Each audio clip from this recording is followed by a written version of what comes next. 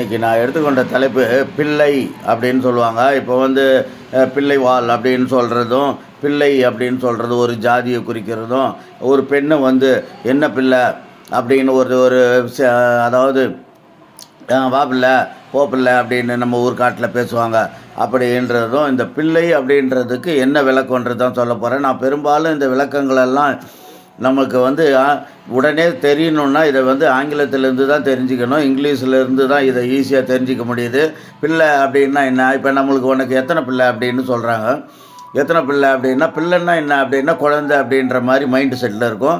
ஆனால் பிள்ளைன்ற பேர் அதுக்கு எதுக்கு வச்சுருப்பாங்க அப்படின்றது தான் இதனுடைய அதாவது மீனிங்கை கண்டுபிடிக்கிறது தான், இதுக்கு ரூட்டை கண்டுபிடிக்கிறது தான் என்னுடைய வேலை.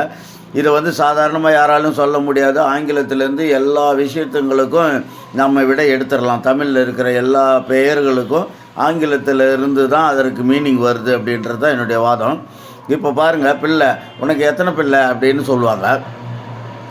என்னடா அது பிள்ளைன்னா எத்தனை குழந்தை அப்படின்ற மாதிரி இருக்கும். ஆனால் பிள்ளைன்றது நல்லா கேட்டுக்கோங்க, பில்லர் அப்படின்ற வார்த்தையிலேருந்து தான் பிள்ளைன்றது வருது. எப்படின்னா, ஒரு வீடு கட்டுறதுக்கு வந்து உங்களுக்கு எத்தனை பில்லர் போடணும், எவ்வளோ பில்லர் போடுறீங்களோ அவ்வளோ பில்லர் போட போடன்னு அந்த வீடு ஸ்ட்ராங்காக இருக்கும். அப்போ ஒரு வீட்டில் வந்து ஒரு கணவன் மனைவியாக இருக்கிறவங்களுக்கு வரைக்குமே இருந்தால் அந்த குடும்பம் வந்து செழிப்பாக இருக்காது, அது ஸ்ட்ராங்காக இருக்காது. அதுக்கு அடுத்து அவங்களுக்கு வந்து எதிர்காலம் இருக்காது.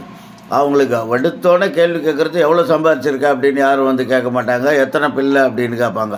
அந்த பிள்ளைன்றது பில்லர். இந்த பில்லர் தான் உங்களை வந்து காப்பாற்றும் அப்படின்றது தான் அதனுடைய அர்த்தம்.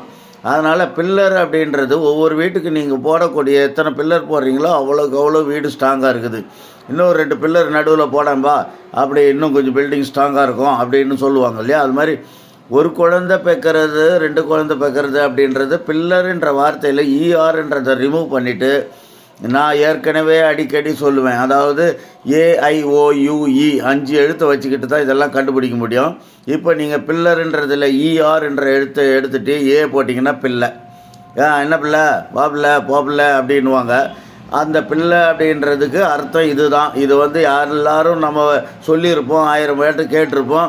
ஆனால் இந்த வார்த்தை எங்கேருந்து வருது அப்படின்னு, ஏன்னா பில்லர் வந்து எப்படி வீட்டுக்கு வந்து பில்லரை போட போட வீடு ஸ்ட்ராங் ஆகிக்கிட்டு இருக்குதோ, நம்ம ஒரு குழந்தை பேக்கும்போது நம்ம குழந்தை வந்து நம்மளை காப்பாற்ற போகிறான், நம்மளுக்கு நம்மளுடைய எதிர்காலத்தை நிர்ணயிக்க போகிறான். அவனுக்கு என்னப்பா 10 ஆம்பளை பிள்ளை வச்சுருக்கான், இல்லை அவனுக்கு இல்லைப்பா ஆம்பளை பிள்ளை இருக்கட்டும் பொம்பளை பிள்ளை இருக்கட்டும், அங்கே கேள்வியே கிடையாது.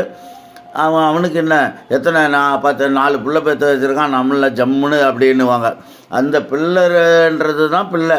இந்த பிள்ளைங்க தான் உங்களுடைய எதிர்காலத்தை உங்களை காப்பாற்ற போகிறது.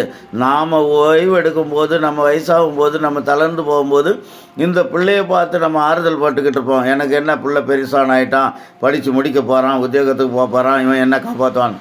அந்த வீட்டை எப்படி அந்த பில்லர் தாங்கி நிற்குதோ, இந்த தாய் தாப்பனையும் இந்த குடும்பத்தையும் தாங்கி நிற்கக்கூடிய அடுத்த பில்லர் தான் இந்த பிள்ளைங்க.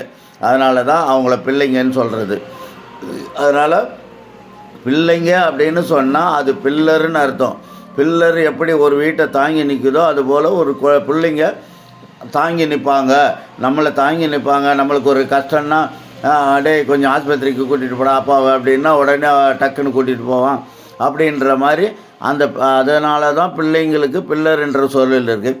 சில பேர் நம்மளுடைய பிராமின்ஸில் வந்து பிள்ளைவாள் அப்படின்வாங்க. அவங்க பிள்ளைவாள் அப்படின்னா எதுக்குடா சொல்கிறாங்கன்னா, இதுவும் அதே தான். பில்லர்ன்றதுலேருந்து தான் பிள்ளைன்ற வருது. வால்ன்றது ஒரு சுவருன்னு வைங்க, ரேம்பார்ட் அப்படின்னு. இந்த சுவர் வந்து டிபெண்ட் ஆகுது. எது, இந்த வீடு தாங்கி நிற்கிறதுக்கு இந்த சுவருங்கள் எல்லாம் தாங்கி நிற்குது. இதுங்கெல்லாம் டிபெண்ட் ஆகும். அதுங்கெல்லாம் அந்த மோல்டிங்கை தாங்கி நிற்கிறதுக்காக இந்த வால்ன்ற சுவர் இருக்கும். அதாக பில்லருன்றதே தாங்கி நிற்கிறது தான். ஆனால் வெறும் பில்லரே வரைக்கும் நிற்க முடியாது இல்லையா. அந்த வாலும் சேர்ந்து அதை நிற்கிறதுனால பிள்ளை வால் அப்படின்றது, பில்லர் அப்படின்றதும் ப்ளஸ் வால்ன்றதும் ரெண்டும் சேர்ந்து இருக்கிறது பலம் அப்படின்றது.